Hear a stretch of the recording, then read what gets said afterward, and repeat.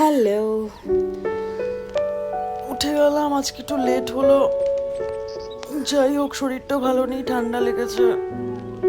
একটু ফ্রেশ হয়ে নিতে হবে। দেখা যাক, ফ্রেশ হয়ে নি। তারপরে ফুলটা দেখো কত সুন্দর ফুটেছে। এটা আমি কিনে নিয়ে এসেছিলাম পাটুলি থেকে, গোলাপ গাছটা। একটা একটু শুকিয়ে আছে, কাঁচা লঙ্কা গাছও আছে পাশে, দেখতেই পাচ্ছি। জল দিতে হবে গাছটা। তার আগে একটু ব্রাশটা করে নিই, আমি ফ্রেশ হয়ে নিই, তারপরে গাছে জল দেওয়া যাবে। আজকে সত্যি অনেক লেট হয়ে গেছে উঠতে, কি আর করা যাবে। চটপট করে রেডি হয়ে নিই, ব্রাশ করছি।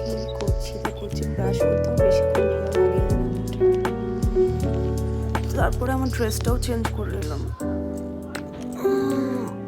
পিছনে গাছটাও নিয়েছিলাম, তো একটু জল দিয়ে নিই গাছগুলো।